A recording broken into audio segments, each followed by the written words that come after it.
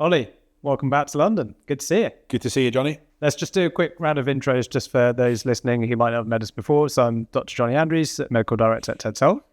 I'm Ollie Matthews, and I'm a functional medicine practitioner at OJ Health, or founder as well. Excellent. So Ollie, what's been on your mind and what's been catching your attention in the testosterone, men's health, hormonal health space? I feel we literally just had a conversation where we talk about men's health and guys not really talking deeper about their health. I had an interview with a radio station about 6-7 weeks ago now, and they very much wanted to pick. They were talking about an advert on the Underground and how it was, don't blame him, it's his hormones. But then it seemed like this interviewer wanted to push me to make it men versus women. Mm-hmm. And I feel it's just so important to be speaking our message as guys that we want to support guys to improve their health. And we want to do it by getting this message out there without pulling down the knowledge and the importance of women's health knowledge as well. It's just, I see so many times that there's a lot of negativity around men's health, that men make the mistake of just going to the gym to get healthy rather than looking deeper, potentially pushing their health to the side. And I want to build that awareness up more and more. But the more I try and push that awareness, the more hate I get for pushing that awareness, saying that it's, maybe just like, woe is me, or men's health and everything. And that's something which I've noticed a lot more. Maybe it's because my follower reach has gone up and there's more people following now, but I don't know whether you've noticed anything similar. I think that's interesting you say that. I think when you become very public about something, when you try and raise awareness, that is going to obviously not resonate with everyone at the same level. Yeah. And I think people are therefore feel that they can react, and they do so publicly. I think that's possibly one of the downsides that comes with the territory. But I think fundamentally, as you say, and part of my mission and our mission here at TED Health is always about raising awareness and doing something for the public's good. So it is kind of the territory, I think, when you're working in this space. I think it's very interesting you cite, I know exactly which campaigns you're talking about, but I think without drawing attention to any one provider, broadly speaking, we know that marketers like to use somewhat provocative statements. I think that's how we get attention. If it's going to be something really boring and you just put a few facts from a research study, is that going to get anyone to look at it? And then you argue that, sure, if it's somewhat controversial, it's getting people to look at it. Is it getting to look? Are they looking at it for the right reasons? I'd hope that it generally creates this culture that people feel comfortable to talk about these types of topics. Yeah. And I think the gender one is very interesting because, as you say, that particular campaign you talk about almost uses language and wording that we're so familiar with seeing when talking about women's health. And there is that kind of familiarity when you look at it, but you go, oh, it's flipped. It's actually talking about men's health. But then it makes one thing, like people like you and I who actually work in this space would probably understand, why haven't we been talking about it? Why has it taken years to really overcome those kind of societal stigma and biases that we have? So I see that as a positive. And I think so long as one is always aiming to stick by facts and also stick by the principles that we operate under. So for our side, as a regulated clinic, as a doctor, then I think that's the best that we can do. But I appreciate it's a tricky one. Yeah. How did you handle the interview then? It's because they wanted to talk about andropause, and andropause being when guys' hormone testosterone will be that lowers. Not every guy is necessarily going to go through it, but we see more and more symptom or more and more cases of andropause happening, and from younger ages as well, where lower testosterone. And when they put it towards me, like menopause versus andropause, this is not versus. The only real similarities is that they are hormonal. Yeah. So testosterone is lowering, and women's hormones as well. Guys need estrogen as well. They're lowering. And the differences are massively. I don't want to understate or even underplay perimenopause. That is way more extreme if it's not handled right. But also with guys lowering their testosterone levels over, say 25 or 30 years, they're lowering gradually. Yep. It's less noticeable. Before you know it, you look back and then suddenly you are, wow, I am not that guy I was when I was 20. And it's just been chipping away and chipping away and chipping away. And I feel the more we can push that awareness about it, the more we can actually say, look, you can change things. It doesn't have to be necessarily testosterone therapy. Yeah. You can do things before that. But when the time comes that testosterone therapy shouldn't be something that we are worried about, it's hormone replacement therapy, it's HRT, and there shouldn't be a stigma attached to it as well. Yeah, that it's a weakness to go on testosterone, or testosterone is just for bodybuilding or people to get big muscles, because men's health needs testosterone. It needs testosterone in good amounts. It needs testosterone so we can create estrogen. It needs testosterone so we can be the men that we really, in my eyes, want to be in society. I need testosterone to be the dad I want to be, the husband I want to be, to lead the people in my business, and to be the coach I want to be. If I don't have that there, I'm not going to be able to give 100%. I'm going to be the dad that's snapping at their daughter or son or daughter. I'm going to be the dad that's not being intimate with my wife. I'm going to be the leader that's constantly being worried about putting content out. I need to be there to stand tall as the man with good testosterone levels.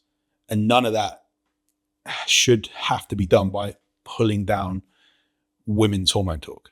I think it's two completely separate things. I don't love the term andropause. I'll share that in a second. But what's your summary of, if someone asked you, Ollie, what's andropause? And I think you draw on the important caveat there. But what's your answer there? I would say it's testosterone dropping steadily, never really dropping off a cliff, but steadily dropping to the point where it becomes very impactful on day-to-day life. The same things that we're being told are just being caused by stress are being caused by lower testosterone. And it is something we can intervene with, whether medically, lifestyle. Hopefully people can support some levels of testosterone with supplements before it becomes that low, but we absolutely can stay on top of it. But we need to have awareness to know we're going through it, that we're not just needing to man up, that we're not just needing to be less stressed. We need awareness. If not, people are just going to always stigmatize it. Yeah. I think my take on that is very similar to yours. I think andropause is a term which raises awareness. It sounds so similar to menopause. That's the danger. And I think that people are right to kind of call that out. But it is important because it does make it relatable for the average person to even start understanding what this is, because 20, 30 years back, nobody was really talking about this, and not at the level, maybe in specialist clinics, certain endocrinologists would obviously be aware of low levels of testosterone, hypogonadism. But again, there's guidelines which have been updated a lot in recent years with a lot of research and evidence to support it that show that actually those historical levels were not even optimal at all. They were suboptimal, and waiting for somebody's levels to drop that bad when they have been displaying symptoms for a long period of time.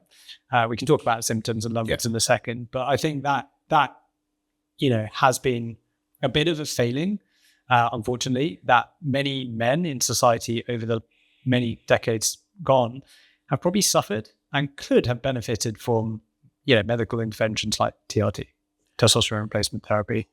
We'll talk a little bit about the levels in a bit. What's your view on how society's testosterone levels have changed in the past 50 years? Because there's quite a lot of interesting data there.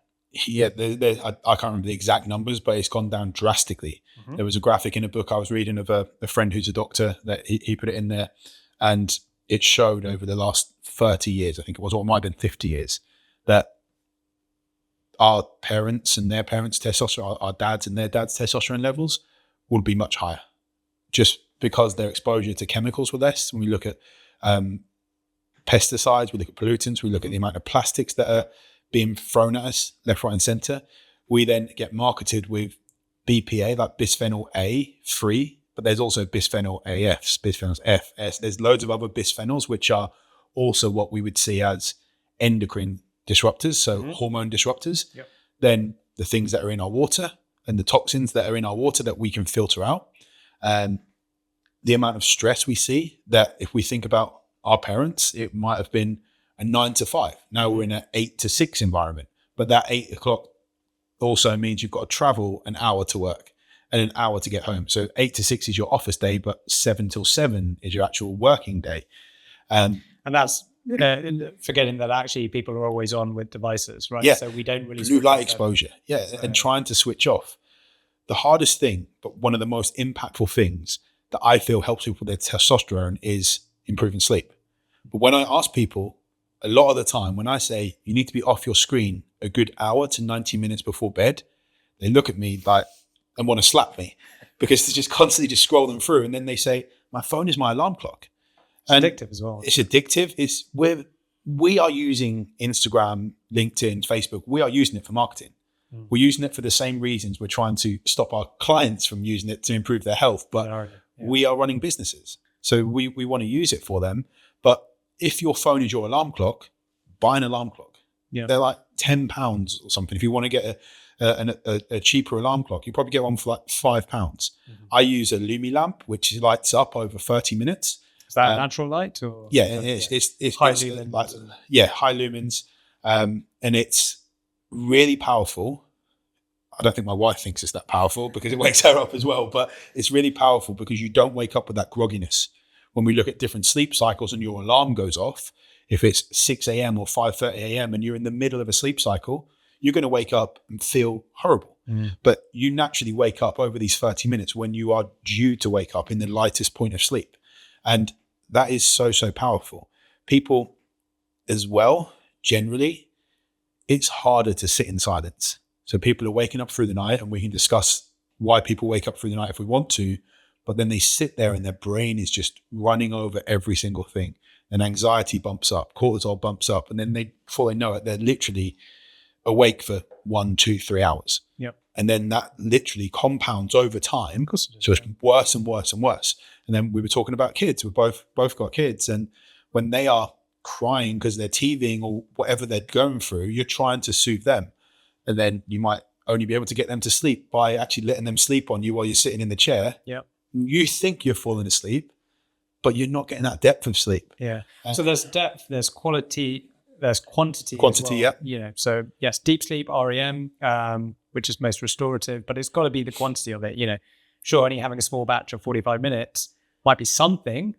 A lot of people really survive on naps, and I think young parents are a classic example, but it's not quality, is it? No, and also as well, something we need to recognize, knowing that we talk a lot about TRT. I always say to people, when you are in deep sleep, that's when your testosterone is produced. But even if you're supplementing with testosterone, we still need that sleep. Because not just testosterone we're looking at clearance of toxins, we're looking at thyroid hormones, we're looking at stress hormone production.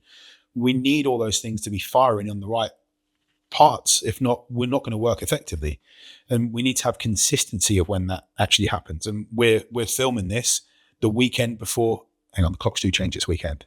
I believe so. The clocks change this weekend. So depending on when you're watching. Exactly. So we're filming this just before the clocks change.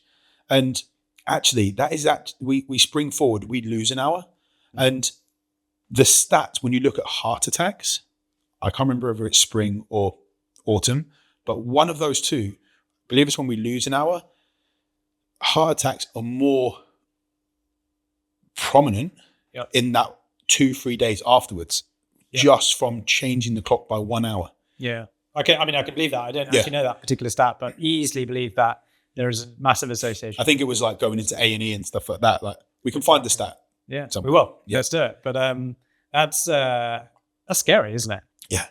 And that's sleep. So that's literally just sleep. 1 hour, which we're told to do as a society twice a year. Yeah. And then I think we were still unpicking all the different sort of pillars of health, essentially, that you feel are responsible for optimizing levels. So where did we get to? We didn't even get on to diet and nutrition, did we? Diet, nutrition, alcohol. I always put them two separate because I feel like diet and nutrition doesn't include alcohol. And other sort of toxins, substances, and whatever else people put in their bodies, supplements or otherwise. Let's talk a little bit about then diet and nutrition. Okay. What's Ollie Matthews' approach when it comes to a client, a man who may be concerned with symptoms, which could be quite broad: tiredness, low energy, possibly relating to low testosterone. But what's your approach here when starting to put the building blocks in to support someone like this? I like to simplify things, and as a Christian, bring God into it. Is that we eat so much processed food. I don't want to say no ultra processed food or anything like that, but if we eat food that God gave us, as close to the way that God gave it to us, we're going to be pretty okay if we do that most of the time. So Natural food, real single ingredient foods. And when we start to follow extremes, they tell us what is actually going on deeper. Like someone that feels good on a carnivore diet, that's a red flag to me, that they can't digest the fibers as effectively, because we need to have good microbiome diversity for good signaling and good clearance of toxins to have good health. But it's the same thing if people come to me and they're following a vegan diet and they feel good on it. Chances are they haven't got the stomach acid production to digest the protein, the beta NHL, the hydrochloric acid, to digest that protein.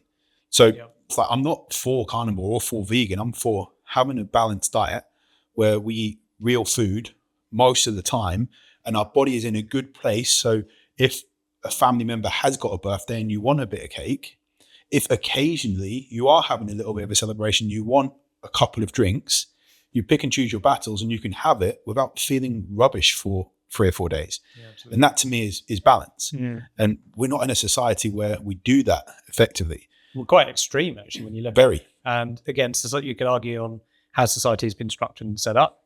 We're marketed at by tons of corporate companies that largely are driven with profit and agendas in mind across a lot of different things in our lifestyle that's not necessarily in our best interest for our health, or necessarily our bank balances as well. So what would you say, so sort of, kind of natural foods, whole foods, what is your approach when it comes to carbs, protein, quantities, macros? Are you someone who tracks this? Or have you gone against that? I know that a lot of people have gone quite anti getting too caught up in numbers, which can be unsustainable for many people who are busy. I became obsessed. If you'd have asked me 10, 12 years ago, actually we're 2026, so 15 years ago, something like that, I was still tracking every single gram that went into my body. And it became obsessive that even on a trip to London, okay, I've started bringing my food now, but even on a trip to London, I would not come to London because I couldn't eat exactly what I wanted. Now, I also go and stay with clients. I've been lucky enough to go and stay with clients in America multiple times, Colombia, Hungary, loads of different places. But I would not be able to do that if I was tracking every single gram of food. There's a place, if you want to, that I wanted to compete in bodybuilding. I competed in bodybuilding, needed to track everything. And that meant that when I got on that stage, I'd done every single thing I could. The amount of cardio, the training sessions, the food that went into my body. But in real life situations, you've got kids, you're running a business, then you need to go to different meetings, you need to travel to London, travel to wherever you travel to, then you go to different countries. You're not going to weigh out all your food. But if we can put real food into our body and the hormones are in a good place, and not just sex hormones, testosterone and so forth, but like hunger hormones, ghrelin and leptin, it's going to tell us when we're full. It's going to tell us when we want to eat food. If we're also present when we eat our food, so rather than doom scrolling. Doom scrolling, yeah. And I think we said about it before. There's a book by Robert Sapolsky called Behave. It's either Behave or Why Do Zebras Not Get Ulcers? Very good books. And they say about if you eat where you pay your bills, it's stressful. Or if you see it as stressful, you do not digest your food effectively. So the amount of times we're at work, on our desk, eating our food while replying to client emails, or we're on our phone while chewing our food and scrolling through Instagram. Yeah. All good if they're watching our content, like maybe like if you're working, it's justifiable. Yeah, if it's for social reasons. It's shown to not digest that food as effectively. Now we then don't necessarily get the signaling to say we're hungry or full up. We don't chew as much, so we don't have as much saliva production through chewing, through stimulating the vagus nerve, through then being able to create digestive enzymes. So we feel bloated or we start eating more. And are we enjoying our food as well? Exactly. Food is there to be enjoyed. And I feel that's a missing link that we have, is that food is essentially fuel. Mm-hmm. And this might be a controversial thing to say, but I think we need to look at food as more fuel, more of the time, and pick when we're going to have our meals that we just sit and enjoy as a family, and not be too stressed about what's in those meals. Sure. But I look at my structure of food. I have very similar food, change the vegetables around, maybe the meat, the protein source throughout the day. And then in the evening, I cook. I want, when my daughter's old enough to, well, she sits at the dinner table with us and we blend some of the food, given that she's only like 13, 14 months old. Yeah. What I want to be able to do is that we have that family time around the dinner table. I remember growing up, we had family time around the dinner table. Yeah. And speaking about what happened in our day, actually communicating rather than sitting in front of the TV and having food on a tray on our lap. Hanging out with devices, not chewing the food, not digesting our food. And if we got back to that, our health would improve drastically. The amount of times that we don't, I think it should not be rocket science to improve our health. We should be able to simplify it. Absolutely. I think, like, you know, if you look at kind of Mediterranean cultures as well, or even the continent as well, France, Italy, etc., you see long family lunches that extend over hours. And I think the reason that's important is, again, it's not rushed, it's not forced. Have a siesta as well in some of the countries. Well, that too as well, you know. So optimizing sleep, or maybe not. I mean, I think there's a balance, obviously, in what you should do, you know, movement and when you eat as well. Like, I think being sedentary, you know, for hours afterwards isn't a good thing. Same thing as eating too late before going to bed. Yep. And I think it's typically in Japanese culture where people would go for a walk. Japanese and I think Indian a culture barefoot walk as well. With grass, which grounding and stuff. With grounding. Yeah. What's the rationale there? Sounds like you know a little bit there. The movement just helps digestion. The grounding, but the movement. Connecting you to the connecting, and we look at like the Earth's frequencies and so forth. But I believe one study showed that just 100 steps. You don't even need to go outside to get 100 steps. We're in a relatively like small room here. You could go round this table multiple times and get 100 steps. Not going like that with the watch just to cheat, but if anyone's interested. Yeah, exactly. But just that, walking after a meal, rather than sitting down. I remember growing up, I was always told to just let my food settle before we went and done exercise. Oh, I had that, yeah. I'm not going to say go and sprint, but just go outside and walk. Yeah. And we're so out of tune of when the sun rises, when the sun goes down, when we eat, when we move, that if we can get some level of rhythm, and the body loves rhythm, not one day we've got dinner at 7 o'clock, the next day it's at 9 o'clock, the next day it's at 5 o'clock, the next day it's skipped, and the same with bedtime. We need some rhythm and routine, and your circadian rhythms all benefit from it, and your whole health benefits. It's funny, isn't it? Because I don't know your exact family eating patterns, but I imagine, again, young parent probably trying to implement some sort of structure, you know, with a little one, where there are relatively predictable times where you eat and bedtimes, etc. Easier said than done, of course. Yeah. You know, but equally, as a business owner, I'm sure you're also used to being quite stochastic when you eat. You know, when you have your lunch and when you have your dinner, sometimes it is what it is. You're traveling, you're working. It's not always going to be that scheduled as it can be. What's your advice for busy people, busy professionals, which I imagine is a lot of your clientele? How do you encourage them to find that structure? Is it an 80-20 principle where you try and, you know, aim at least 4 out of 5 days to keep some structure, but know that at least one day you might slip up? But aim for the best, always aim for the best. But let me ask you, how do you know when you've got client meetings? They just pop up. You have your calendar, right? How do I know? Yeah. Oh, God. Yeah. Calendars. You have your calendars that pop up. Yeah. Schedule your breakfast, schedule your lunch, schedule a meeting there. It might even be 30 minutes or whatever it is, but schedule it so people can't schedule over it. That's fair. Some places it's... So protect your time. Protect your time. I don't do it all the time, but if my schedule is getting more and more blocked up, and I'll have a meal after I've trained, before I start eating, before I start working, but then might be 3-4 hours later, my schedule is blocked up, I'll just make a 30-minute gap in there. Because I have people that I work with, some people where they do their bloods and then they book time in. But that is a meeting which is the most important person that's going to decide whether you move forward in your business. If you're healthy, your business, your career, whatever it is, if you're healthy and you're fueled, then you're going to show up better for those calls after. Yeah. So if we are showing up to calls and you're working till like 8, 9 at night, and you're doing back-to-back calls, are you going to show up for those last 3, 4 calls, those 3, 4 clients in the best way possible if you're underfueled? Taking that half an hour to invest, which is what it is, an investment to fuel yourself.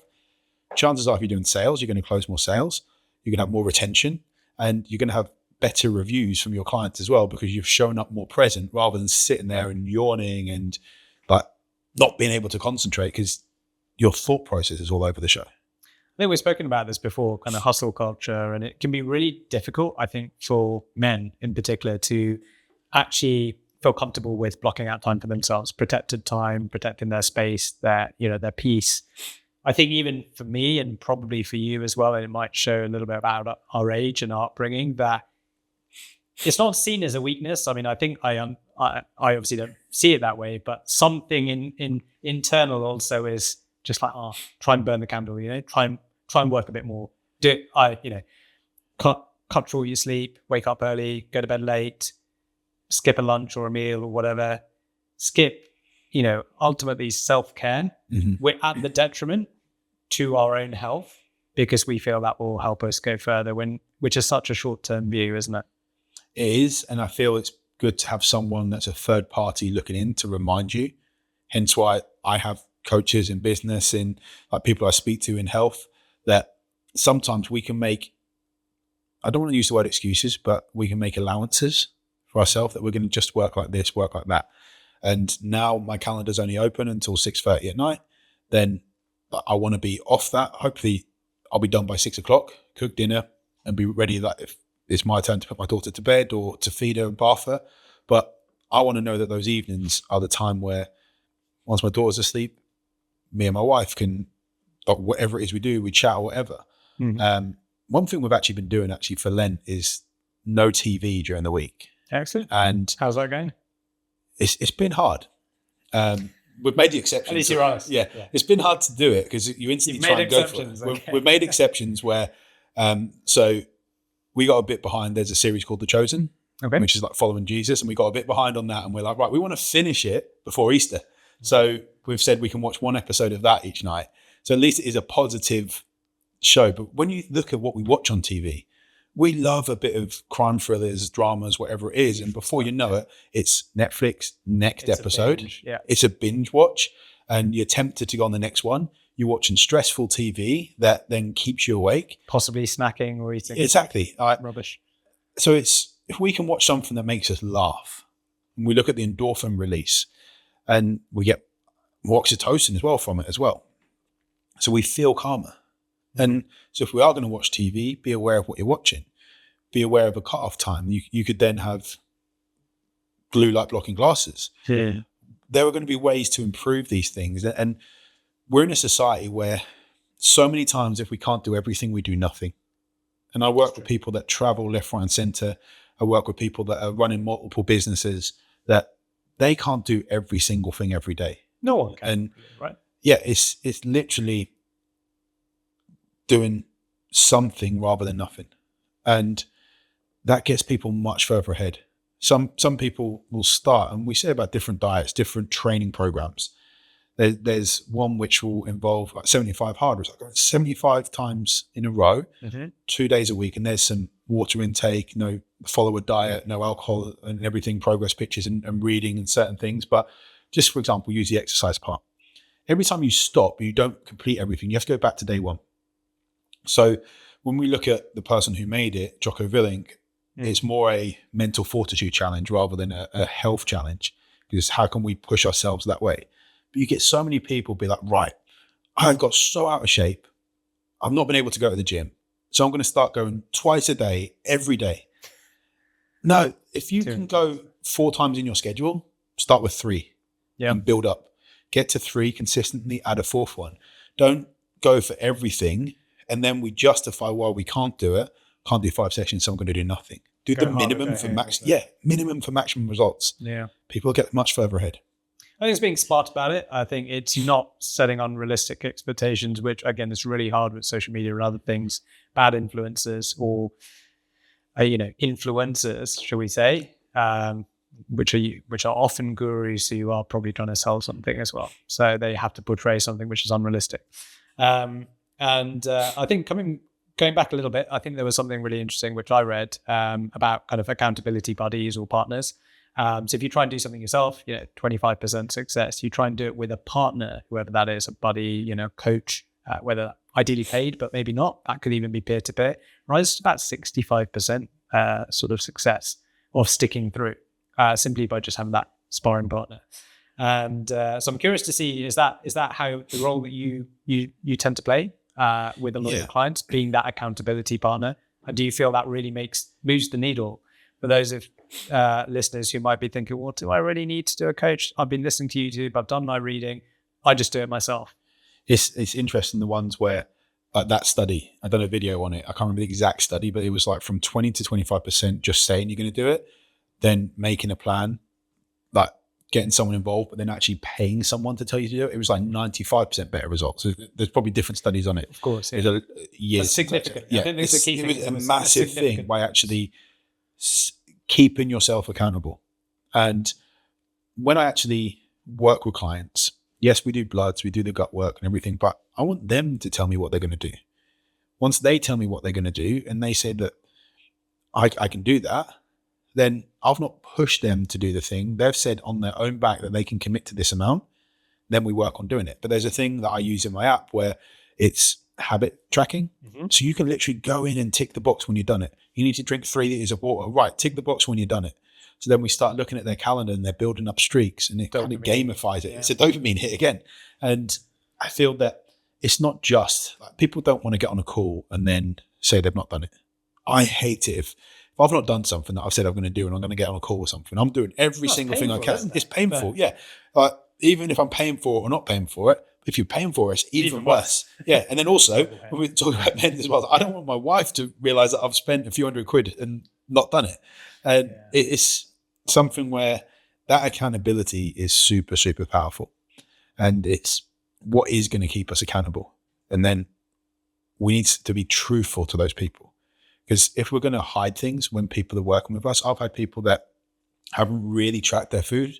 And I ask them, how are you feeling? Oh, I feel rubbish. You haven't tracked your food. So how do we know? I'm not asking you to track all the calories. It might just be take a picture or do the testing. Like, we need to know what you are doing and be open and honest with it. The better you can be with honesty, the better results we're going to have. 100%. I think but it takes a mental shift, right? It's it's probably at odds with most people's sort of personality types and how we're wired, right? It's quite funny listening there and sort of resonating with things that I'm like, yeah, I've definitely been in that position, paid for things, and that's not necessarily things that might be for personal development. That might just be anything, right? Piece of software, whatever it might be, membership, and then just don't use it. But even things we get, and then you just don't talk about it because you make an excuse. Yeah, well, we've downloaded PDFs. How many PDFs have you downloaded and they're just sitting on your hard drive and you've not done anything about them? 312. I don't actually know that, but I've got Claude Cowork at the moment organizing my files, and it found 500 or something the other day. So it's crazy. We'll soon know. Yeah, and you can see it. And I've got a lead magnet where it's like you do an optimal health test, and then it actually tells you some certain things to go on to, and then to book in for a call and so forth. Like, the amount of people that do it, and then they're not doing much about it. I got told before, when you pay attention, or people who don't pay, you don't pay attention. When you invest in it, you get really so much higher results. Absolutely. And it's not a pitch to buy my stuff or 10 stuff or anyone's stuff. Yeah. It's look at what you're investing in, and you can do reverse bets as well.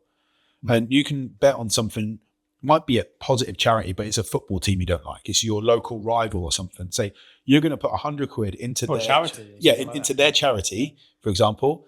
You're going to put £100 into that, but if I don't do this stuff. So it's still going to a positive outcome in theory, but it's someone you wouldn't want to give that money to. You'd rather give it to the football team you do support. Yeah, absolutely. And that reverse bet makes people don't like to then lose the money.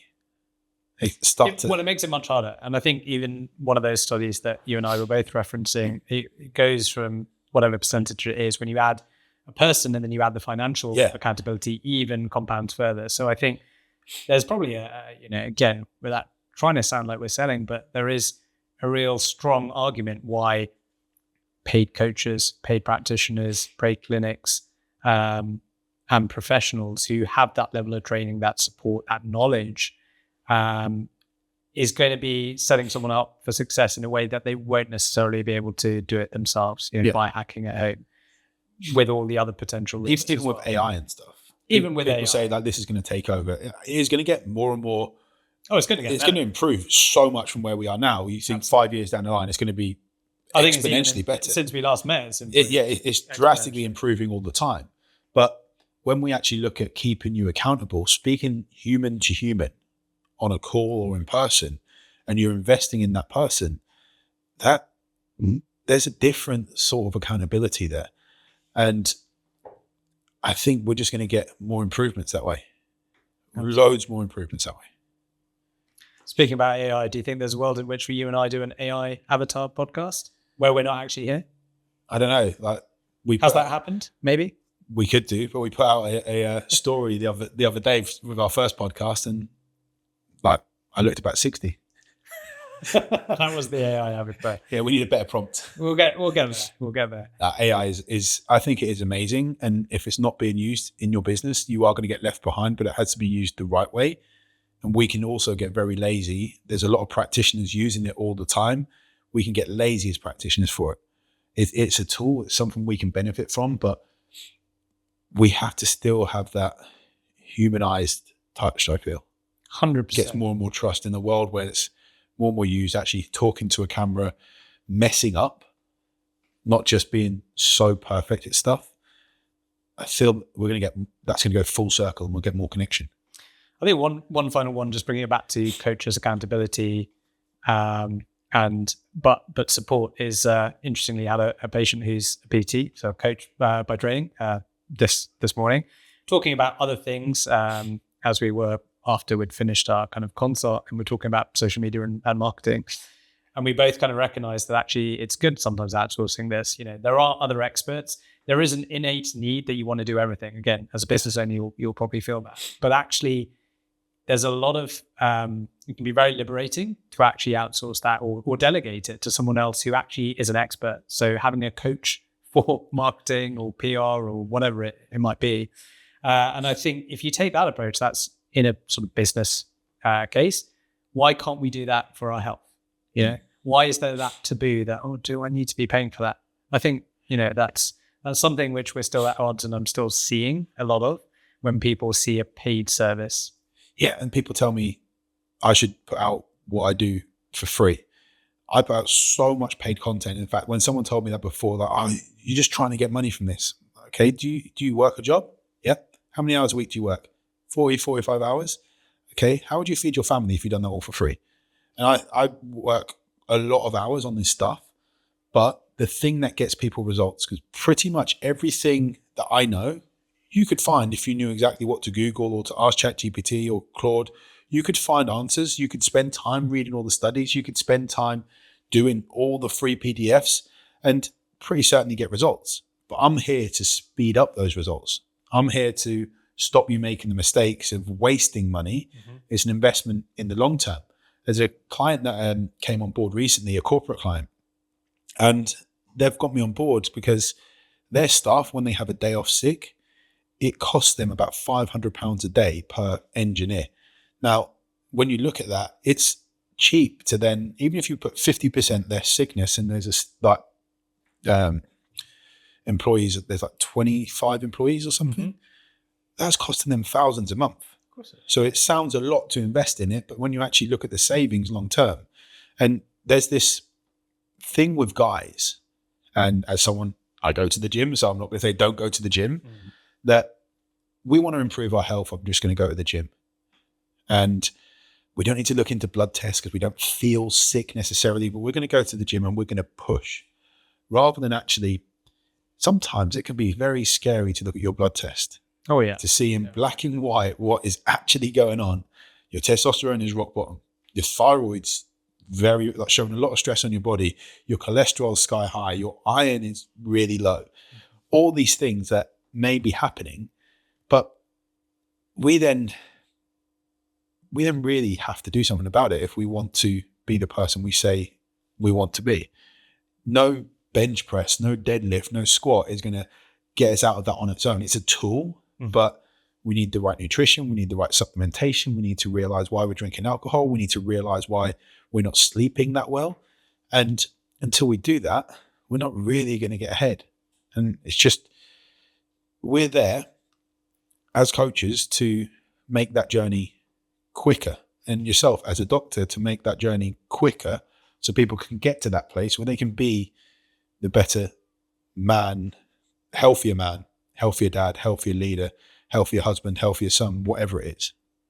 Absolutely. I think it's it's a supportive role to play. And I think it's, from my perspective, it's always about working with the person, patient, client, however you view it. It's not I think we have an era historically of paternalistic medicine. You're told by a doctor in a white coat, and how people behaved with doctors. Again, there was a hierarchy. It was very different. You were told what to do by public health and governments. And I think that we're seeing society obviously flip on that. And that's for better and worse. I think there are some positives that come out of it. There's also a lot of negatives. But I think, again, also in the UK, given we're so used to socialized care that's paid for us, so the NHS, and you don't want to put a burden on it. And I think men in particular don't want to put a burden, so we don't do checks.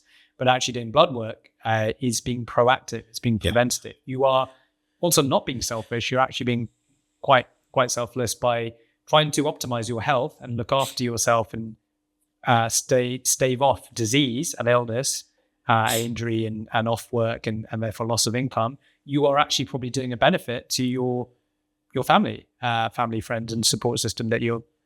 So actually, I think if people take that view, that could actually encourage them to do what now seems like a much more logical thing to do.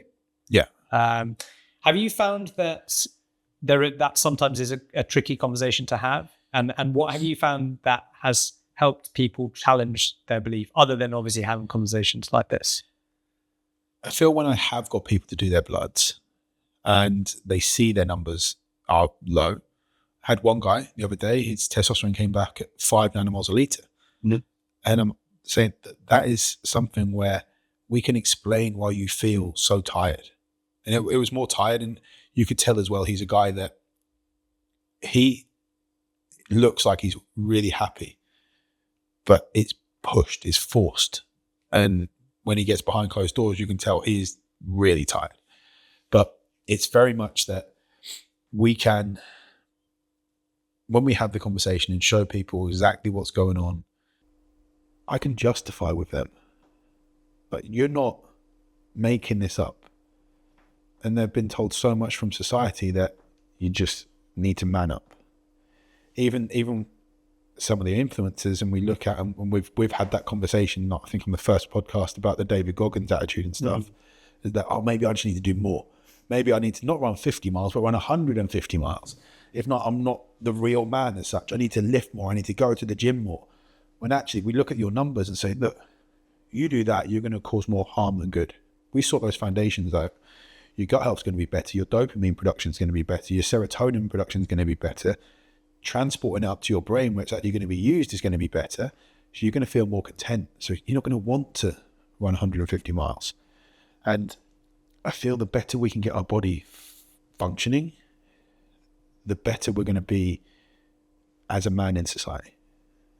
Yeah, 100% agree with that. I think we touched on it again last time, and I'm curious now that it seems to be trending.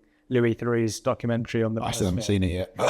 I've watched half of it. Yeah. I mean, for me, there was nothing particularly new in many ways, but I'm curious. I mean, there's a lot of negativity generally in the press and society on anything relating to men's health, testosterone in particular, TRT, negative connotations there. Again, what would your soundbite be to sort of answer haters or doubters in this space? It's kind of hard without seeing it, but from what I know, it's more like the more toxic masculinity. The negative aspect. The negative aspect is that not all men are the same. Mm-hmm. There's some men that have had pretty certainly poor role models growing up that haven't had the influences to show them what they can be and what they can be to society. So they're literally taking it out on people around them. And that's probably not a personal thing that they're going for. I don't want to defend them, but it's based, I'm the man I am now because of the influences I've had. And a lot of these people have had very negative influences. I've had sessions for trauma, from childhood trauma. But previously, years ago, I'd have looked at it as a weakness to even look at going to any counselling or therapy to essentially fix certain things that I'd been through as a child. And these are things that were quite extreme, being sexually abused, from losing a parent, all that stuff. And the thing is, that's made me who I am. And I could use some of those experiences to hate other people, or we can use them as a positive to say, look, if people want to judge me, judge me. I'm not going to stop saying what I say from that. If people think that because I train and I have muscles but I'm on testosterone therapy, that it's an alpha male toxic thing, it tells me I need to put a better message out more and more over and over and shout louder about it. But I suppose we're going to be judged whether we like it or not. I think that's a very important position to make, that people are always going to judge. I think there is a lot of negativity. There is also, sadly, what this does do, I think this documentary, or at least what I've seen from it, and awareness on the topic, is it starts to shine a light on a problem that has been there for a long time. This is not a new phenomena, and it's how society reacts with it. Yeah. But also looks at all the negatives. But what it probably doesn't fail to capture is there are positives, and there are positive role models, and better diversion of, people who are probably lost and struggling and could do with better role models and guidance and structure and support. And I think that's a missed opportunity. And I think what I got, or again, haven't finished the documentary and haven't got a stance on that to say, but I think there is something missing here in how we are approaching young men and supporting them, or rather not supporting them, and actually doing something. Again, as a society, it's not a one person, one company, one role that we can all do. I think it's how we all work collaboratively to support people better. And I think we haven't figured that out. And I think it's going to be a process of being able to do that. Yeah. And another thing that makes me think, did you ever watch Adolescence with Stephen Graham? Actually, yeah. It was actually quite scary, like watching that. It was amazing how it was shot. As a parent. As a parent. We were going into becoming a parent when we watched that. I think it was, or my daughter was only a couple of months old. But it makes me realize even more so that what they say about it takes a village to raise a child. It takes a community to raise a child. And we're parents and we have a responsibility, but also, as I said, my daughter's at nursery at the moment. She's then going to go to school and so forth. She's going to have her peer groups that are then raised by other parents. It's worrying how much loss of control or lack of control we have on their influence when we look deeper into it. And that's where it comes to, from my eyes, is that we can only do our best. I can hope, I can pray that she gets positive influences, and I can hope and I can pray that I'm able to protect her when she needs that protection. But we can only ever do our best. And as we look at being a man, I suppose only I will ever know if I'm doing my best. So you can't say, Ollie, you're doing your best. I can't say, Johnny, you're doing your best. Because I never know that. I'm never going to know what it's like to be in your mind. You're never going to know what it's like to be in my mind.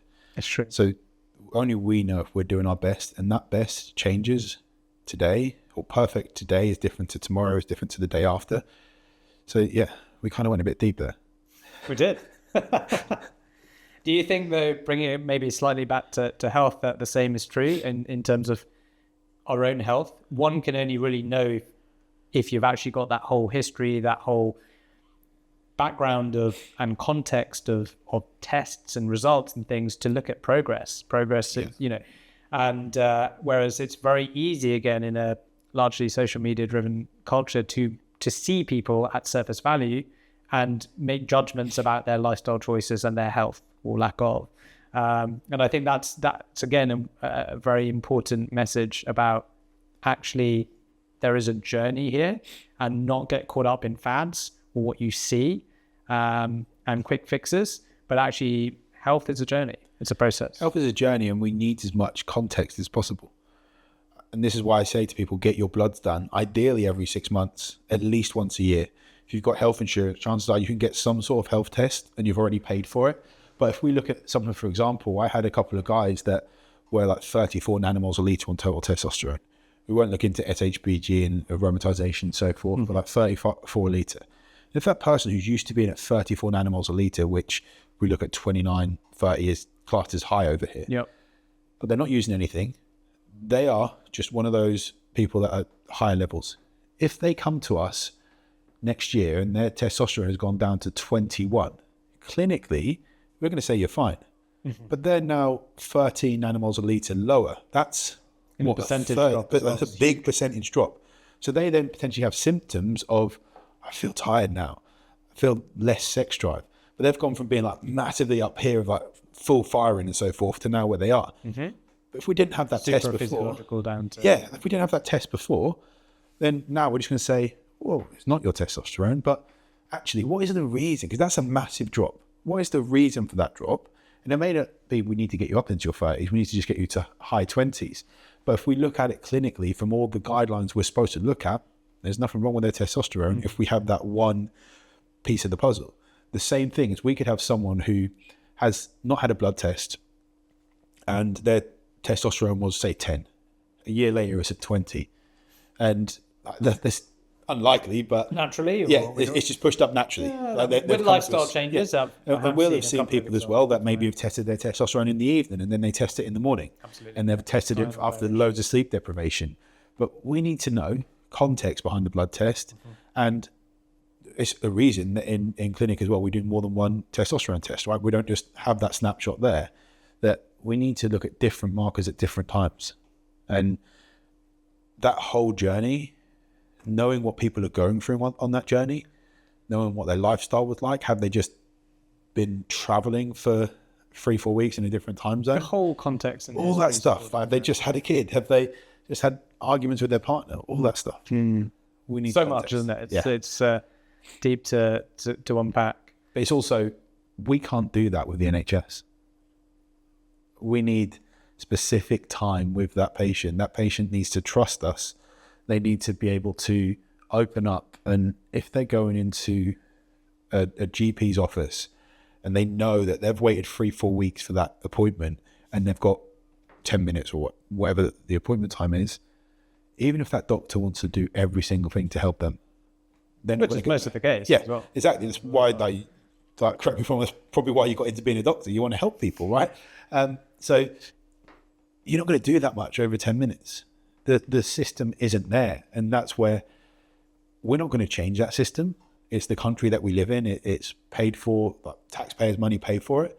So we have to be a bit more proactive with our own health. And unfortunately, going private is one of the ways which we have to do it if we need medical intervention, or do your own research. And you can, I've said it before, there are 2 questions that you can all ask yourselves that help you with your health. What's one thing you can add to your life right now that will improve your health? And what's one thing you can take away from your life right now that will improve your health? We will all know something that we can do. Oh, yeah. And do those. Start with those. We can complain about the system or we can be proactive. And that's a choice we get to make. Yeah, I totally agree with that. What are the common responses you're hearing? So one thing that someone can add or remove? Alcohol is the big one. They know they drink too much. And then they justify it that I'm only having one drink on a Friday night, I have a whiskey or something, and then we have half a bottle of wine on a Saturday, finish it on a Sunday. But then they'll add in, I might have one during the week. Yeah. How many weeks do you have one during the week? In the last month, I've had 2 times where I went to play paddle and then had a drink afterwards or whatever it is. And I feel that's the biggest thing, is awareness. And until we actually put that mirror up, so, okay, that there is that we can see what you need to do.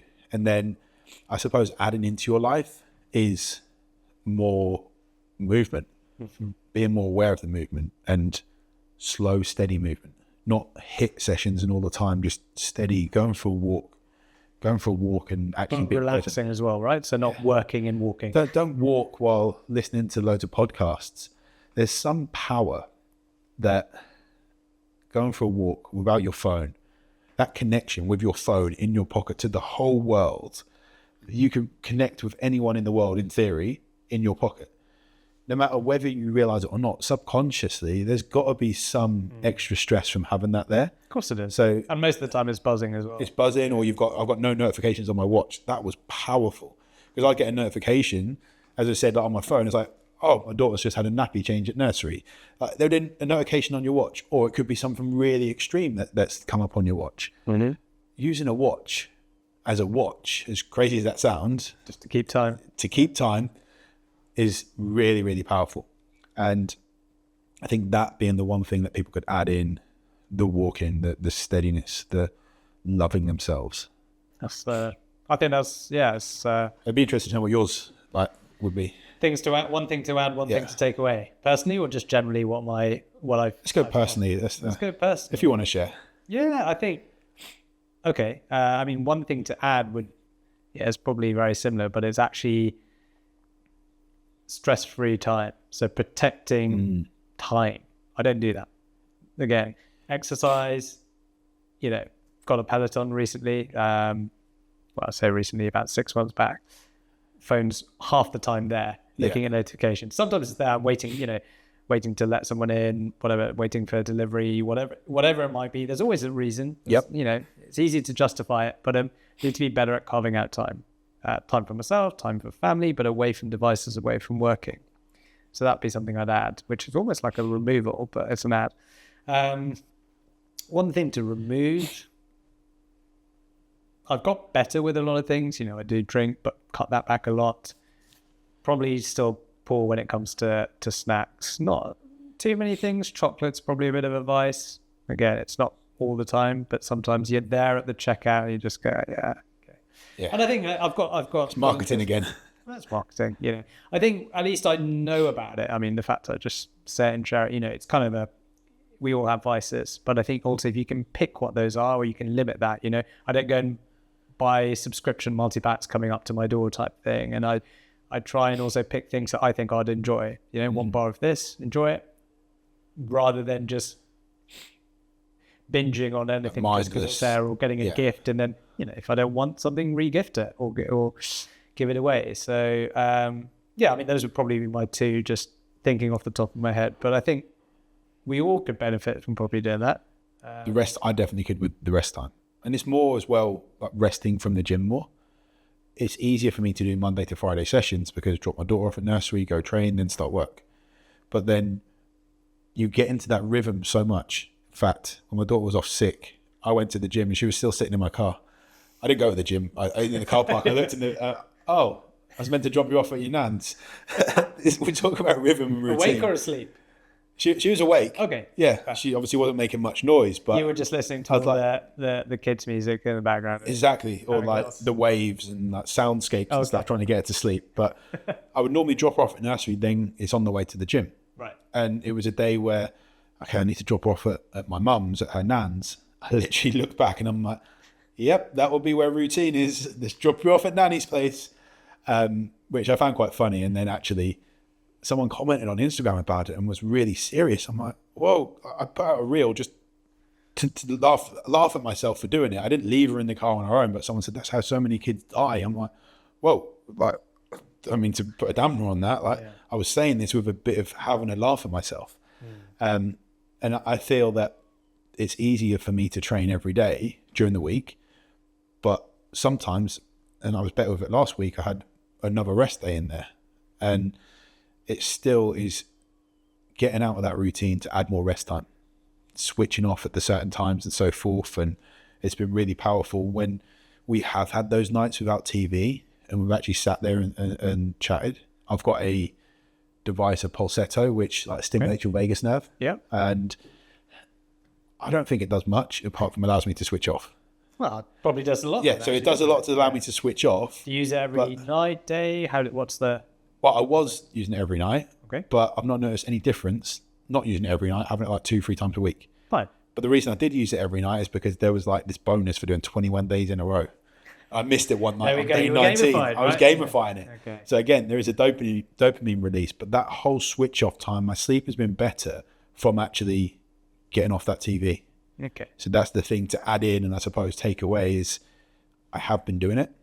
And as we said before, about peanut butter was my vice. Okay. Having too much of that at the weekends. And we're talking tubs or? Yeah, tubs Peanut butter with rice cakes. Okay. So interesting. And again, that goes to the emotional side of when we competed in bodybuilding, we would have peanut butter to dry us out a bit more. Right. Because you're very manipulative of how your body looked on show day. So you'd have more fats in there or more carbs to fill yourself out. But yeah, so my vice is what a lot of people would class as healthy food. Oh, but peanut butter is healthy. Not in a kilo, it isn't. Yeah. Do you still indulge in peanut butter now, or is it now? I'm looking forward to the end of Lent to have some. So it's a treat at the end. It will be, yeah. But it's not in your daily routine. You don't have it. No. And I feel that it's having things in moderation, which will be much more beneficial. It's better for the bank balance as well. I think that's the key to life, isn't it? Everything in moderation. Sounds very simplistic, but yeah, absolutely. Okay. Can you tell a little bit more about the vagus nerve stimulator? I'm aware of the concept. I've seen a few devices. Talk me through what's that like. So you wear something in it. What does it generally it goes around your neck and then it sends like shocks here. Okay. Do you feel anything, or is it kind of just? You do feel it, but you have to have gel, like conduction gel. Which if you don't have it in there, it's weird that you don't feel anything. And you when I started, I could only stimulate like it was like out of 10. I could only get to a 2 on there. Okay. It felt intense. So it showed my vagus nerve tone. Like painful or too it would get sharp. The vagal and response. So I slowly increased it, and now I can get like 8, 9, 10, which is the maximum it goes to. And how long do you do that for? You do it in like 2 bouts of like 7 to 10 minutes, something like that. I was doing it twice in a row. While relaxing? Yeah, just laying on the floor. Some people do it with their head up. Sometimes you'll get this like your lip will start moving because it's stimulating, but it is relaxing unless you put it too high. Not painful, it's just relaxing. It just feels a bit sharp, but relaxing unless you put it too high. But we can do similar things with the eye movement by just looking to the side as much as possible. Some people, when they do that, they feel a bit nauseous, or putting their thumb out and you're looking at your thumb, and you can stimulate the vagus nerve that way. You can stimulate it by rubbing the back of your ear. But again, when we look at accountability, I would tell my clients to do that. Full disclosure, I would forget to do it myself until I spent £200 on a device that allowed me to do it for like 3 months pretty much straight. And I did feel more relaxed.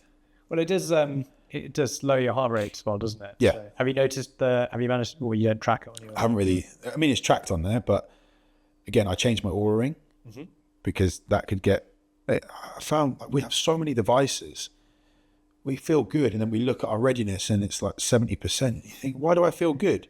But then the same thing, it could be that it shows that we feel bad and we don't feel as bad as we think, and we would then go and smash a training session because it's that day anyway. And sometimes with devices, I use them for HRV. I use them to look at resting heart rate. I use them to look at sleep and so forth. But we can get so tied up into what they say that they impact us so much. So it's self-awareness, I feel, is something I'm working on a bit more. Moderation there. Moderation. I think the same is true with like bloods as well. I mean, I think there's a limiting factor there, rate limiting factor that, usually there's a cost and inconvenience. Very few people are probably having daily blood tests, with the exception of maybe Brian Johnson, who I think has had his daily bloods. But it's, the utility also, but it doesn't mean just do a blood test every 5 years either. It compounds with the data, and you want to track these trends longitudinally over time. But balance is key. I think too many wearables, nudges, notifications, vibrations, screens lighting up, that's not great. It's all disrupting, as you say, our kind of natural biology. But I think there is a powerful message if you can synthesize this data as well. Yeah, it's using it at certain times for certain periods. We have Whoops, we have Auras, we have Garmin's, Apple Watches. If we become obsessive with that data, we need to be aware of it, but becoming obsessive is exactly what I spent years doing to get out of with nutrition. So it doesn't serve me. It might serve me in the future, don't get me wrong, but it doesn't serve me to look at it daily at the moment. What's the one metric you get men to check from a men's health perspective? Are we talking bloods or? Just maybe with the wearable. Bloods would be like your testosterone panel, don't get me wrong, but if I was have to pick one out, but HRV and the amount of guys that it's low consistently, like I'm talking below 30, even in the teens and lower. But the trouble with a lot of tech is that it's been low for so long that it shows it as normal, and it's not normal. We wanted to get way above 60 as much as possible, unless you've been sick or you've had a night out on the town and you've got a couple of days in low HRV and you know why, there's a reason for it. If your HRV is consistently low, just because it says your HRV is balanced in a bad place. Yeah. So we need to work on that to improve it, because it's a marker of stress on your body. Ollie, it's been a pleasure. Look forward to the next one. Me too. Thanks for asking the questions.